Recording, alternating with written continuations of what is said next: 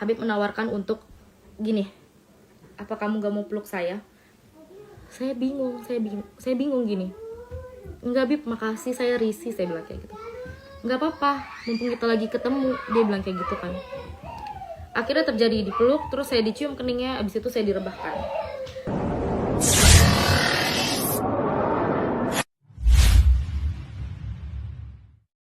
Oke, karena siaran langsungnya udah mulai, jadi saya nggak nunggu siapa aja yang nonton, tapi saya karena ini mau diupload di feed, jadi saya mulai ya. Assalamualaikum, nama saya Ratu Kori. Di sini saya mau meluruskan apa yang sudah saya upload sebelumnya. Jadi biar gak ada kesalahpahaman atau bagaimana. Pertama-tama saya benar-benar meminta maaf kepada keluarga besar suami saya, terutama suami saya. Dan saya juga meminta maaf kepada keluarga besar saya pribadi, serta teman-teman yang sudah melihat video ini, siaran langsung ini, atau terlibat dalam kasus ini. Jadi yang seperti kalian tahu, saya adalah penderita gangguan mental sejak tahun 2023. Pada saat itu saya berdomisili di Sumatera Utara. Nah, ketika itu saya memang sudah berhijrah, namun memang ada permasalahan keluarga dengan suami saya. Jadi yang namanya perempuan dan memiliki gangguan mental, saya di situ melihat-lihat ceramah di sosial media. Kemudian saya melihat ceramah yang bersangkutan, yaitu HRA. Kalian bisa tahu siapa beliau gitu. Jadi beberapa ceramah itu sudah saya lihat, kemudian saya tertarik terhadap ceramahnya. Yang namanya saya sebagai jemaah, saya itu memberi salam di Instagram gitu kan. Saya memberi salam kepada beliau, Assalamualaikum, dan kemudian beliau balas dengan sangat baik. Singkatnya, kami di situ sudah berbincang-bincang mengenai bagaimana cara menjadi seorang istri dan ibu yang baik. Karena saya pada saat itu benar-benar ingin mendapatkan siraman rohani, karena kondisinya benar-benar saya drop mental, saya kurang kasih sayang suami gitu. Jadi saya benar-benar membutuhkan siraman rohani gitu, benar-benar dari agama gitu. Pada kesempatan itu kami berbincang, HRA pun, beliau pun tahu saya sudah memiliki seorang suami, dan beliau bilang kapan-kapan boleh bertemu sama suaminya juga, tapi itu hanya rencana saja. Kemudian di bulan akhir Mei itu saya itu pulang ke Serang, Banten. Kemudian saya bilang ke beliau, kapan ada kajian di Jakarta, saya mau ikut kajian di Jakarta karena agar membuka pikiran saya juga dan menenangkan hati saya. Beliau bilang nanti di tanggal sekian ada, namun itu bukan jadwal kajian. Dia bilang saya pulang dari kajian di Banjarmasin, kita bisa ketemu, dia bilang seperti itu. Yang namanya jemaah yang benar-benar mengagumi ya, saya karena ada waktu ya saya menyempatkan diri untuk bersilaturahmi gitu kan. Nah, sebelumnya saya juga memberitahu kepada teman-teman bahwasannya Habib itu tidak memfollow saya, tapi selalu men-stalk Instagram saya gitu. Jadi saya bikin story, beliau selalu melihat gitu. Saya bikin story selalu melihat gitu kan. Jadi memang beliau juga mungkin maksudnya menganggap saya gitu, memang menghargai saya gitu kan. Nah, pada tanggal 9 Juni itu saya bertemu di satu daerah Jakarta. Saya pergi dari Serang sekitar sore dan saya nyampe itu maghrib. Dan saya bilang bahwa saya sudah sampai di restonya. Beliau bilang, ini saya tegaskan, saya luruskan bahwa saya itu pertama kali ketemu beliau itu bukan di kamar hotel. Jadi saya itu ketemunya di restoran. Jadi restorannya itu berada di satu hotel gitu loh. Terus saya berbincang-bincang, saya pikir itu saya bertemunya itu dengan banyak kawan-kawan beliau gitu. Ternyata beliau sendiri, saya pun sendiri gitu kan.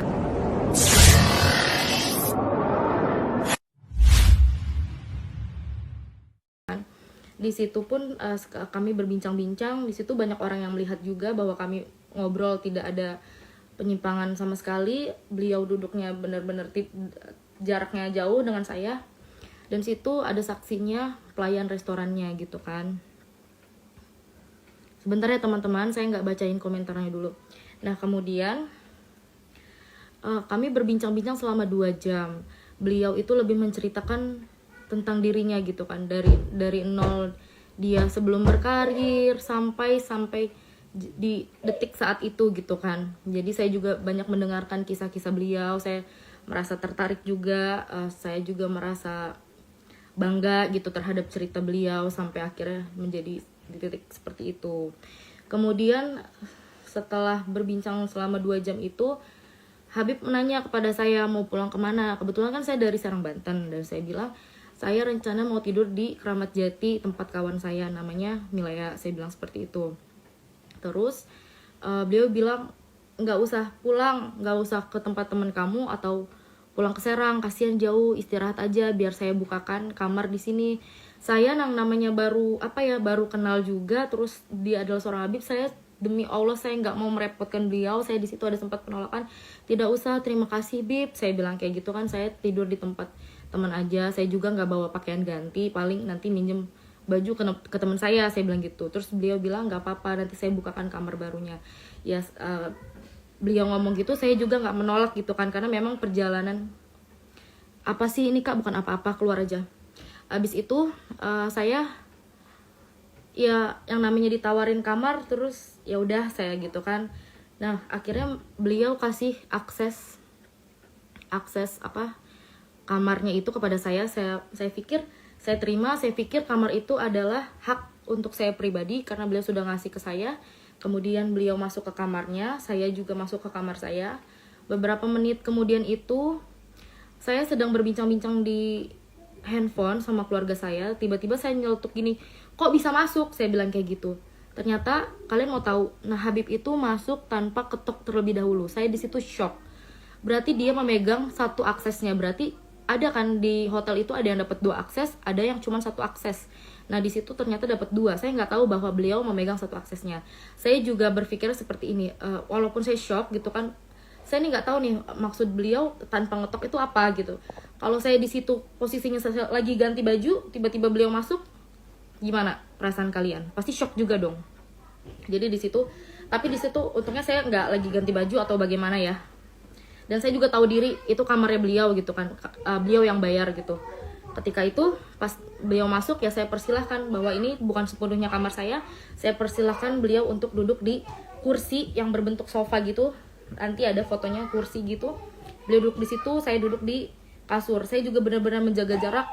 Saya itu gini ya, walaupun saya senang gitu, walaupun saya sadar diri, saya juga tahu bahwa beliau ini seorang Habib gitu kan. Saya ini benar-benar berkata-kata aja tuh bener-bener di sharing, bener-bener takut gitu, nggak mau yang salah-salah ngomong atau bagaimana. Walaupun beliau bilang santai aja gitu kan, santai aja.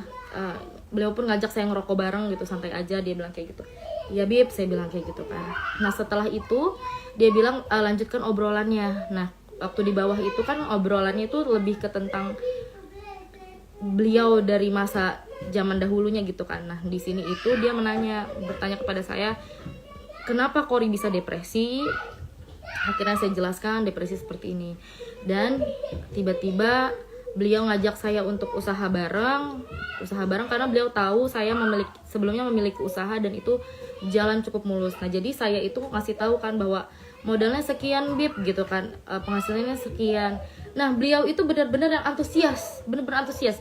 Saya sebagai orang wanita ya, ini kita jangan membicarakan Habib dulu. Seorang wanita, ada orang baru kenal, tapi orang itunya yang antusias kan, kita masih bingung ya, apa ini orang benar gitu kan, apa iya ini orang benar gitu loh. Tapi kan saya juga nggak berpikiran, oh ini nih Habib pasti benar, nggak mungkin terpeleset omongan dia itu, nggak mungkin ada pembohongan, dusta keluar dari mulut itu nggak mungkin gitu. Jadi saya mendengarkan dia. Beberapa kali dia minjem handphone saya untuk mengkalkulasikan gimana itu nanti modalnya itu. Dan dia itu bener-bener, kalian tahu nggak, yang antusias banget, Kori kamu harus buktikan kalau kamu bisa, dia bilang kayak gitu. Jangan stres lagi, kita usaha. Dia itu Jadi dia tuh tidak ngasih modal cuma-cuma, tapi dia bilang kita usaha bagi hasil begitu. Jadi kan saya juga ya sudah Bib, oke baik gitu kan. Saya juga nggak mungkin saya nggak ada berpikiran macam-macam gitu. Demi Allah nggak ada pikiran macam-macam. Kalau saya mau berpikiran macam-macam, saya di situ udah foto-foto beliau gitu kan. Saya video-video yang saya story-story saya nggak ada. Saya di situ bener-bener dari Serang Banten ke Jakarta itu pure mau sharing tentang agama, tentang apapun itu yang saya mau pertanyakan, karena saya itu bener-bener manusia yang depresinya parah, depresi akut. Saya sampai minum obat penenang yang dosisnya besar. Jadi sekali lagi saya tidak ada niat apapun kepada Habib. Saya juga berpikir bahwa dia adalah seseorang yang baik. Setelah beberapa menit ngobrol itu ya, Habib menawarkan untuk gini, apa kamu gak mau peluk saya? Saya bingung gini. Enggak Bib, makasih, saya risih, saya bilang kayak gitu. Enggak apa-apa, mumpung kita lagi ketemu, dia bilang kayak gitu kan. Akhirnya terjadi dipeluk, terus saya dicium keningnya, abis itu saya direbahkan.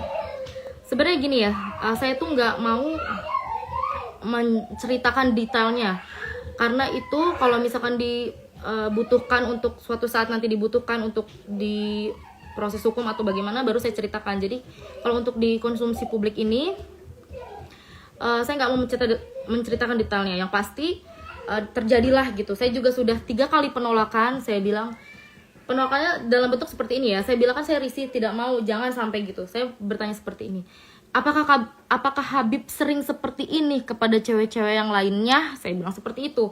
Itu dasar penolakan saya ya. Secara bukan saya bilang jangan Habib, jangan, nggak mau. Memang mungkin salah saya di situ, saya nggak langsung memberontak atau bagaimana, tapi saya ini masih menjaga dia tuh seorang Habib. Saya tuh pengen menolak juga secara halus gitu ya, gitu. Paham nggak? Saya menanya sampai 3 kali, apa Habib sering melakukan seperti ini? Aku bilang seperti itu kan. Dia bilang sumpah demi Allah, lillahi ta'ala, saya tidak pernah melakukan ini. Akhirnya sudah terjadilah seperti itu. Tidak berlangsung lama sudah ya. Kalau ditanya apakah saya menikmati atau enggak, tidak sama sekali, karena di situ benar-benar saya merinding, semerinding-merindingnya, dan ya sudahlah, saya tidak bisa berkata-kata. Setelah kejadian itu lanjut ngobrol lagi, tapi beliau itu merasa seakan-akan tidak terjadi apa-apa gitu. Saya kan bengong ya, astagfirullah gitu dalam hati saya ini pengen jadi orang bener loh gitu. Saya ini di sini niat datang nih nggak mau begini loh gitu loh, ngerti, paham nggak sih kalian? Tapi beliau meyakinkan saya lagi, udah Kori, mulai saat ini kita bangkit. Doakan Habib, minggu depan kita buka usahanya, ajak suamimu, dia bilang kayak gitu. Padahal aku udah bilang, aku udah gak baik-baik lagi sama suamiku, aku bilang kan. Tapi Habib bilang, ajak suamimu. Setelah apa yang dia lakukan kepada saya, dia bilang, ajak suamimu. Saya sebagai orang yang sudah maaf-maafnya sudah dipakai, wajar dong saya bertanya, kenapa harus sama suami saya? Bukannya saya sudah seperti ini ya sama Habib gitu kan. Dia bilang, jangan Kori, lebih baik kamu membuka usaha ini bareng-bareng sama suami kamu. Saya mau kamu dengan suami baik-baik saja, saya juga mau baik-baik saja dengan istri saya. Saya mau di lain kesempatan, saya mau ngenalin kamu ke istri saya, bahwasannya kamu adalah seorang jemaah yang saya percayakan untuk berbisnis dengan saya. Beliau bilang seperti itu. Dan saya bingung, kok maksudnya gimana Bib? Kita selingkuh di belakang apa bagaimana? Ya kurang lebih seperti itulah, kalian paham. Dia pengennya saya baik-baik aja dengan suami, dia pun sama istri begitu, tapi di lain waktu kalau kita berjumpa ya seperti itu lagi gitu. Saya merasa astagfirullah dalam hatiku kan, tapi yaudahlah namanya. Di situ kita menyerap apa yang kita dapat, tapi kita diam aja dulu karena di situ kan Habib masih baik. Dan Habib bilang, saya mau ke kamar dulu, dia bilang kayak gitu kan. Nah aku pun izin, Bib, saya mau izin bahwa saya ingin ngajak teman saya untuk tidur di sini, namanya Milaya. Habib mengizinkan, silahkan untuk menemani kamu tidur di sini. Ya terima kasih semuanya. Kemudian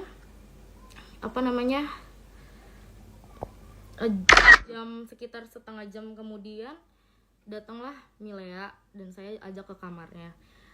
Ketika Habib tahu yang tadinya bolak-balik masuk ke kamar saya tinggal buka aja karena dia memegang aksesnya, ketika beliau tahu saya di kamar ada teman saya, kemudian dia langsung ketok. Saya bukakan. Beliau sempat ketemu teman saya dan berbincang-bincang juga sama teman saya, basa-basi gitu, namanya siapa? Milea gitu kata temanku kan. Kerjanya gimana, di mana gitu-gitu. ya Milea nanti ikut aja sama Kori, nanti Habib mau modalin Kori, Milea bisa ikut sama Kori, bisa usaha. Karena di situ maafnya Milea ya, Milea juga posisinya memang janda gitu kan, jadi Habib pun kayaknya mensupport untuk itu gitu kan. Nah setelah itu beliau berpamitan untuk pulang, balik lagi ke kamarnya. Malam itu beliau pulang ke Kuningan dan saya juga mempersilahkan. Jadi malam itu sudah selesai gitu, malam itu sudah selesai. Nah setelah itu besoknya demi Allah Rasulullah saya merasa bersalah. Saya langsung chat suami saya bilang, ya kita berpisah aja. Kenapa saya bilang berpisah aja? Karena saya udah dilecehkan. Saya tuh udah, walaupun saya nauzubillah midaliknya ya, walaupun saya yang mau, berarti saya sudah melukai hati suami saya dong gitu ya, menduakan dia. Jadi saya di situ demi Allah masih ada buktinya. Di esokan harinya saya minta talak, ditalak di hari itu juga, ditalak oleh suami saya. Tapi suami saya belum tahu bahwasannya saya diperlakukan seperti itu gitu kan. Esokan harinya Habib masih ngechat saya gitu. Dia pun selalu ngomongnya gini loh, saya kan selalu pengen tahu kabar beliau gitu, tapi beliau responnya, Kori doakan saja minggu depan semoga cair gitu-gitu. Jadi beliau itu lebih ke menenangkan saya untuk kita usahanya jadi nih, doakan Habib gitu. Padahal saya itu nggak ke situ arahnya gitu loh, saya nggak ke situ. Saya tuh minta pertanggungjawaban, saya hancur loh sama suami saya gitu, saya sekarang jadi janda loh gitu. Terus ya dia sama istrinya baik-baik aja gitu kan. Terus akhirnya udah nih ceritanya beliau juga di sini ada nanya kayak, Kori where are you gitu kan, mungkin dia mau ketemu lagi dengan saya gitu kan. Ada yang ngechat aku tuh di tanggal 22 Juni, Assalamualaikum Kori where are you, di sini kan. Aku bilang aku baru pulang sampai Serang.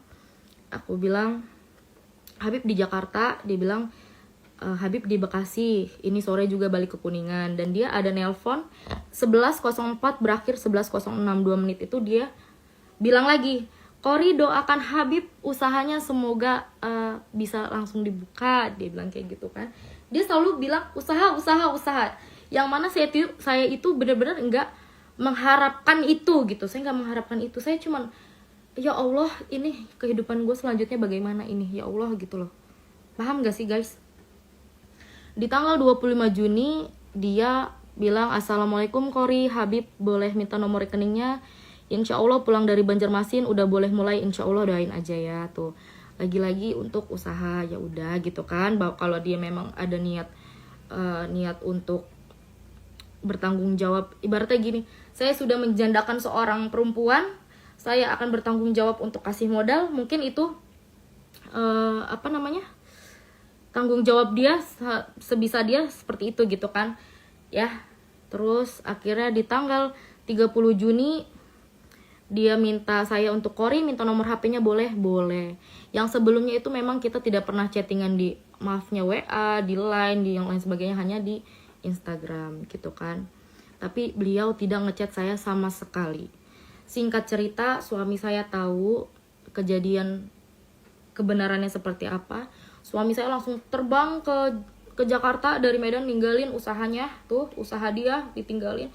Gak ada ya, demi Allah gak ada suami yang rela istrinya digituin. Coba kalau misalkan ada kalian di sini, para laki-laki yang rela istrinya digituin, hebat kalian. Ini suami saya juga menahan-nahan. Suami saya sudah melayangkan somasi kepada pihak yang terkait. Lalu balasannya yaitu adalah fitnah, katanya fitnah gitu kan, bahwa dalil-dalil tersebut fitnah. Sekarang saya bilang ke kalian lagi, demi Allah Rasulullah, mau kita sumpah apapun, dimanapun, dengan siapapun, saya berani bersumpah, asalkan sama beliau. Untuk apa saya menjelek-jelekan diri saya membuka aib saya sendiri, keluarga besar saya malu, keluarga besar suami saya malu.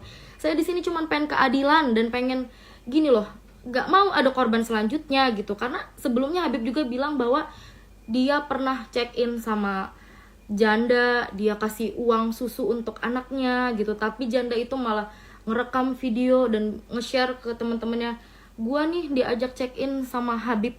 Nah gitu. Saya berpikir berarti bukan cuman saya doang ya setelah kejadian itu, berarti bukan cuman gue doang ya yang diajak check in. Terus itu baru satu yang dia bilang, dia speak up. Yang lain-lainnya kita nggak tahu. Dan dia pun bilang, dulu itu saya itu terkenalnya sebagai Rifki Bule di Jakarta ini. Siapa yang nggak kenal? Setiap tempat clubbing saya masukin itu. Jadi sekarang kita bukan cerita lagi masa lalu ya. Saya juga pendosa masa lalu saya. Kalian juga kurang lebihnya tahu saya itu masa lalunya seperti apa, kalian tahu. Tapi di sini masa depan kejadian hari itu, saya orang yang pengen bener-bener hijrah. Dia adalah seorang alim ulama tapi melakukan seperti itu. Kalau misalkan ada nih di komen tadi, terus nya kenapa mau diiniin kan punya suami, kenapa? Kan gue bilang gue mau pulang gak boleh dibukain kamar. Gue pikir kamar itu adalah hak pribadi untuk gue, ternyata dia megang satu aksesnya. Di situ kalian udah mikir ada kejahatan apa, ada niat apa yang dia mau lakukan untuk dia megang satu aksesnya itu. Harusnya kalau dia sopan dia ketuk dulu ya. Dari situ aja gue nggak tahu niat dia itu apa. Terus kedua ada yang bilang apa lagi tadi, pokoknya ada yang bilang kenapa mau gitu kan bacaan seorang gini. Kalau dia adalah lelaki biasa, seumpamanya kalian laki biasa terus maaf-maafnya melecehkan, mungkin sudah selesai, bisa baku hantam sama laki gue, selesai. Ini adalah seorang alim ulama yang benar-benar tahu agama, yang dia bilang bahwa perzinahan itu adalah dosa besar gitu kan. Apalagi masing-masing punya pasangan gitu ya, beliau lah yang lebih tahu itu hukumnya seperti apa. Mau ada 1000 perempuan yang gak berbusana di depan dia, kalau memang dia itu adalah benar-benar seorang habib atau alim ulama, dia kasih pakaian, pulang, saya kasih uang, pulang. Gak mungkin dipakai. Dan ini di situ ya posisinya gue demi Allah gak memulai duluan, dia yang memulai duluan. Nanti kalian bisa cek ulang lagi siaran ulang ini gimana ceritanya. Nah setelah itu kita diemin gitu kan, kita diemin, laki gue diemin, tanya jawabnya nanti dulu ya sayang ya. Akhirnya pada tanggal 8 September kemarin, saya mau semuanya itu pakai secara tenang, damai gitu. Saya ngechat, sorry waktu pas kejadian itu, pas laki saya kesel itu, memang laki saya itu katanya sempat ngechat istrinya gitu kan. Akhirnya Habib itu ngechat saya panjang lebar, yang tadinya beliau pernah minta nomor WA saya tapi sekata pun dia tidak mengirimkan pesan kepada WA saya. Ketika laki saya udah ngasih tahu ke bininya itu, ke istrinya, dia nelponin saya panjang lebar. Dia berkata-kata, suami kamu DM istri Habib begini. Maksud saya, jadi WA saya itu cuman diperlukan saat itu aja. Yang sebelumnya dia sudah save sudah lama gitu kan. Jadi sudah ya, masalah WA itu, masalah yang lainnya sudah selesai. Tanggal 8 September saya ngechat adminnya. Saya bilang saya mau